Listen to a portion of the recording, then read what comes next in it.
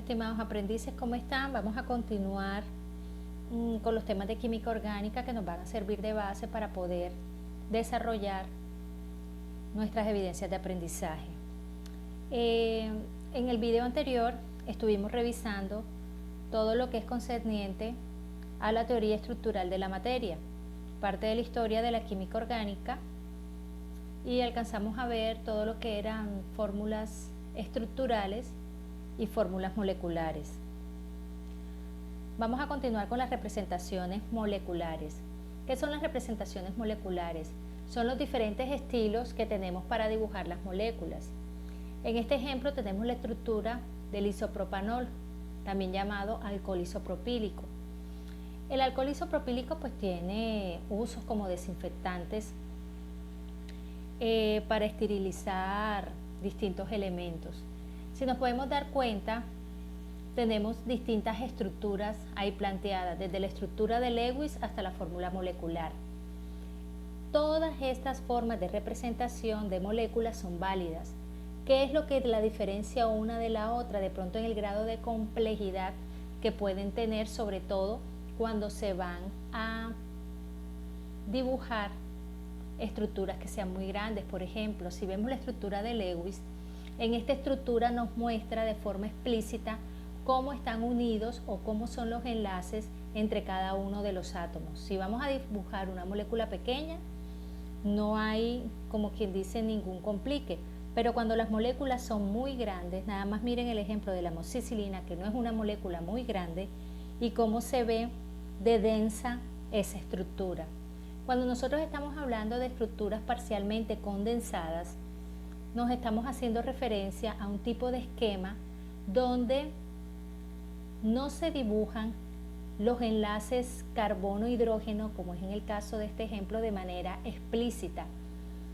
Se representa más bien un átomo de carbono unido, como lo vemos en los extremos, a 3 átomos de hidrógeno. Es un estilo de pronto de dibujo que es un poco más práctico, en este caso para moléculas pequeñas. Las estructuras condensadas tratan de agrupar los átomos en la medida que sea posible. Si nos podemos dar cuenta, y aquí nos están diciendo que tenemos dentro de la estructura dos grupos CH3 o dos grupos metilo que están unidos a un carbón central, que este carbón central a la vez tiene enlaces con hidrógenos y con grupos OH. Este estilo de representación solo es práctico también, como que dice, para moléculas pequeñas con estructuras que son muy simples. Y la fórmula molecular de una sustancia nos muestra la cantidad de cada tipo de átomos que forma parte de la estructura. No nos brinda ninguna información sobre el tipo de enlaces que están creados, solamente, como quien dice, nos hace un conteo de los átomos que existen dentro de la molécula. Cuando vemos las estructuras de línea de enlace, vamos a poner un ejemplo de la estructura de Lewis de la amoxicilina y una estructura de línea de enlace de la amoxicilina, pues resulta todavía como mucho más práctico hacer el dibujo en estructura de líneas para este compuesto. Pues la amoxicilina, que es un antibiótico, ¿cierto?, es de uno de los más usados entre la familia de las penicilinas. Cuando nosotros vemos las estructuras de línea de enlace, estas no solamente simplifican el proceso de esquematización, sino que además son mucho más fáciles de leer. Las estructuras de línea generalmente se dibujan en zigzag. Cada vértice o cada extremo representa un átomo de carbono. Si se dan cuenta, los átomos de hidrógeno que están unidos a los átomos de carbono no se muestran. ¿Cómo se calculan? Pues ya uno tiene presente lo que es la tetravalencia del carbono, que el carbono forma máximo 4 enlaces, y que si tengo enlaces dibujados ahí del carbono con otros elementos, pues todos los enlaces que harían falta los reemplazan los átomos de hidrógeno. En este es el ejemplo del diazepam. El diazepam pues es un sedante y relajante muscular que se prescribe en el tratamiento de la ansiedad, el insomnio y también para las convulsiones. Si nosotros vemos la estructura y tenemos pendiente que en cada esquina y cada vértice es un átomo de carbono, esta sustancia entonces tiene en realidad 16 átomos de carbono, que son los que están remarcados de color verde o resaltaditos en color verde. Cada vértice y cada extremo de cadena o cada esquina nos representa un átomo de carbono. Ahí lo podemos apreciar resaltados con los circulitos verdes. En total, ¿cuántos son? 16 átomos de carbono. Cuando nos remontamos al siglo XIX, todos los compuestos que eran descubiertos eran nombrados a gusto del científico que lo descubrió. Por ejemplo, el ácido fórmico es aislado de las hormigas y es llamado así porque la palabra en latín que nos traduce hormiga es fórmica. De ahí salió el nombre de ácido fórmico. La urea le colocaron ese nombre porque esa molécula fue aislada a partir de la orina. La morfina, que es un analgésico llamado así, por el dios griego de los sueños, que es Morfeo. Y el ácido barbitúrico fue nombrado en honor a una mujer llamada Bárbara. Ahí podemos ver en la lámina a Morfeo, es el que aparece ahí representado, el dios griego de los sueños. Entonces, dentro de los compuestos orgánicos tenemos los llamados hidrocarburos o compuestos que están formados únicamente de carbono e hidrógeno. Estos compuestos reciben el nombre de alcanos. Los alcanos ahí podemos ver como que dice una estructura en línea del propano, del butano y del pentano. Acuérdense que los extremos y los vértices son átomos de carbono. El propano tiene 3 átomos de carbono. Nos podemos dar cuenta en la tabla que está en la parte inferior, donde en la tabla nos va a decir que dependiendo al número de carbonos, así se le va a colocar un prefijo al nombre de los alcanos. Quiere decir que si tiene un átomo de carbono, el prefijo va a ser met. Si tiene 3 átomos de carbono, el prefijo va a ser prop, con la terminación ano, que viene de alcano. Quiere decir que el propano es un alcano que tiene 3 átomos de carbono, el butano es un alcano que tiene 4 átomos de carbono y el pentano es un alcano que tiene 5 átomos de carbono. Los alcanos los podemos encontrar representados así como el propano, el butano y el pentano, y eso se denominan de cadenas abiertas o cadenas lineales. Algo importante que no se nos puede olvidar es que la unión en los alcanos o los enlaces carbono-carbono son enlaces sencillos que se ven representados en una sola línea. Cuando nos referimos a alcanos de cadena ramificada, quiere decir que tenemos una cadena principal o una cadena lineal abierta, pero que de esta cadena principal se unen lo que se llamarían los radicales o los sustituyentes. ¿De dónde sale un radical o un sustituyente? De quitarle a un alcano un hidrógeno. Eso quiere decir que si yo tengo, por ejemplo, el metano, que tiene un átomo de carbono y 4 hidrógenos, al retirarle un hidrógeno y quedarme con 3, este se convierte en ese momento en un radical que puede unirse fácilmente a una cadena. Entonces, estos radicales que se unen a la cadena se convierten en lo que se llaman los sustituyentes y pasa de ser una cadena lineal a ser una cadena ramificada. Estos sustituyentes se nombran muy parecidos al alcano del que provienen, pero la terminación sería en hilo. Quiere decir que si tengo un sustituyente con un átomo de carbono, se llamaría metilo. Si tengo un sustituyente con 2 átomos de carbono, este se llamaría etilo. Y si tengo un sustituyente con 3 átomos de carbono, este se denominaría propilo. Entonces, muy importante es aprender a identificar cuál es la cadena principal o la cadena parental del alcano, para poder identificar cuáles son los sustituyentes y así nombrarlos.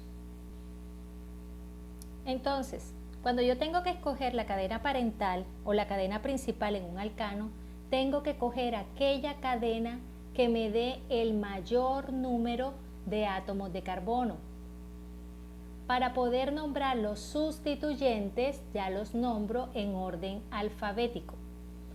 Cuando vemos en la imagen que tenemos en este momento, si vemos la parte inferior, en caso tal que yo tenga dos compuestos o que de un mismo compuesto me pueden salir dos cadenas parentales o dos cadenas principales, de la cual yo no sé o tengo la incertidumbre cuál escoger, porque ambas me dan el mismo número de átomos de carbono, ¿cuál escojo? Aquella cadena parental o cadena principal que me dé el mayor número de sustituyentes. Por eso, cuando escojo dentro de las dos cadenas que tengo en la parte inferior, ¿cuál sería la cadena parental correcta? Sería la primera, porque a pesar que tiene el mismo número de átomos de carbono que la segunda, la primera me da 3 sustituyentes, mientras que la segunda solamente me permite tener 2 en el momento de nombrarla. Entonces, en ese caso, la cadena parental o principal correcta es la que me da el mayor número de sustituyentes. En este ejemplo, pues la cadena parental o la cadena principal tiene 7 átomos de carbonos y los sustituyentes, vamos a enfocarnos en el primer ejemplo, en el de 3 sustituyentes, tengo uno que me tiene solamente un átomo de carbono y tengo 2 sustituyentes de 2 átomos de carbono. O sea que ese sustituyente de un solo átomo de carbono sería un radical metil y los 2 sustituyentes de 2 átomos de carbono serían un radical etil o etilo. Yo puedo encontrar también alcanos cíclicos o de cadena cerrada. Si vemos en la parte inferior nos dice el término ciclo se utiliza para indicar la presencia de un anillo en la estructura de un alcano. Pero en este caso que tengo estructuras donde tengo combinados un ciclo o un anillo y una cadena abierta, ¿cuál sería la cadena principal o la cadena parental? Todo depende de cuál de los dos tenga mayor número de átomos de carbono. Quiere decir que cuando yo vea el ciclo, si el ciclo tiene más átomos de carbono que la cadena abierta, considero el ciclo como la cadena principal o la cadena parental. Pero como vemos en el segundo ejemplo en la presentación, si la cadena abierta tiene un número mayor de átomos de carbono, entonces esta sería la cadena principal y el radical, ¿cuál sería? El alcano cíclico, ¿cierto? O el anillo pasaría a ser en este caso el sustituyente. Para nombrar los alcanos cíclicos se le antepone la palabra ciclo. En el primer ejemplo donde escogimos la cadena parental o principal, que es el ciclo tiene 6 átomos de carbono. Por eso se le coloca el nombre de ciclo hexano. Pero como primero se mencionan los sustituyentes, como el sustituyente tiene 3 átomos de carbono de cadena abierta, el nombre del sustituyente sería propil. Entonces el nombre correcto del compuesto sería propil ciclohexano, donde propil corresponde al nombre del sustituyente y ciclohexano corresponde al nombre de la cadena principal o parental, que en este caso es un ciclo que tiene 6 átomos de carbono. En el segundo ejemplo, aquí el sustituyente es el ciclo. Como el ciclo tiene 3 átomos de carbono, se denomina ciclo propil. Termina en il porque es el sustituyente. Se le antepone la palabra ciclo porque es una estructura cerrada o cíclica. Ciclo propil. Butano sería el nombre de la cadena principal, que tiene 4 átomos de carbonos unidos entre ellos por enlace simple. Entonces, Se le coloca el número 1 porque ese ciclo me está diciendo que está unido al carbono 1 de la cadena principal, que es el butano. También podemos observar que tenemos grupos funcionales de hidrocarburos, o sea, cadenas que solamente tienen carbono e hidrógeno, pero que tienen uniones entre carbonos con enlaces dobles y con enlaces triples. Ahí encontramos los que denominamos los alquenos y los alquinos. Con los alquenos y los alquinos también vamos a tener alquenos y alquinos de cadena abierta. Por ahí nos podemos dar cuenta que tenemos alquenos también cíclicos. Un ejemplo que les coloqué ahí fue el del ciclobuteno. Ciclo porque es una estructura cíclica. But, que es el prefijo que me quiere decir que tiene 4 átomos de carbono, pero como esto es un alqueno, ya nos cambia la terminación. Ahora aquí la terminación es eno, indicando que tiene el enlace doble. Cuando nos referimos a los alquinos, el primer ejemplo que tenemos acá es el propino. Se llama propino porque prop nos quiere decir que es el prefijo que me indica que tengo 3 átomos de carbono, y la terminación ino me indica que hay un enlace triple, que es un alquino. Pero esto, ¿dónde lo vamos a aprender a identificar? Lo vamos a aprender a identificar en las estructuras de los medicamentos. Aquí tenemos medicamentos que tienen dentro de sus grupos funcionales alcanos, alquenos y alquinos. Por ejemplo, el ibuprofeno tiene una cadena de alcano dentro de su estructura, ahí le estamos señalando. El pirantel tiene dentro de su estructura una cadena de carbono e hidrógenos unidos por enlace doble, o sea, de alquenos, y la selegilina tiene un grupo alquino, que es uniones carbono-carbono por enlace triple. Entonces, selegilina, ejemplo de alquino, el pirantel tiene un ejemplo de alqueno y el ibuprofeno de hidrocarburos tipo alcanos. También existen grupos funcionales que contienen carbono y oxígeno. ¿Cuáles son estos? Los ácidos carboxílicos, los aldehídos, los éteres, las cetonas, los ésteres y los alcoholes. Analicen muy bien las estructuras de cada uno porque son diferentes. Ahí les coloqué un ejemplo donde nosotros encontramos grupos funcionales que contienen carbono y oxígeno. Por ejemplo, el ácido acetil salicílico tiene dentro de su estructura un ácido carboxílico. Ahí lo estamos señalando. La fórmula condensada de ese ácido carboxílico es como aparece en el ácido acetil salicílico, COOH. Quiere decir que tiene un carbono con un grupo carbonilo, que es un carbono unido en un doble enlace a un oxígeno, y tiene adicionalmente un grupo OH. Los ésteres tienen un carbono unido a un oxígeno por un doble enlace, pero igualmente forma un enlace éster con otro oxígeno que está unido por enlace sencillo, y de aquí se une un carbono. Entonces, los ésteres están ahí ilustrados en su fórmula general y los tenemos ubicados dentro del ácido acetil salicílico. Entonces, el ácido acetil salicílico tiene un grupo carboxilo y tiene un éster. Algo que debemos tener en cuenta: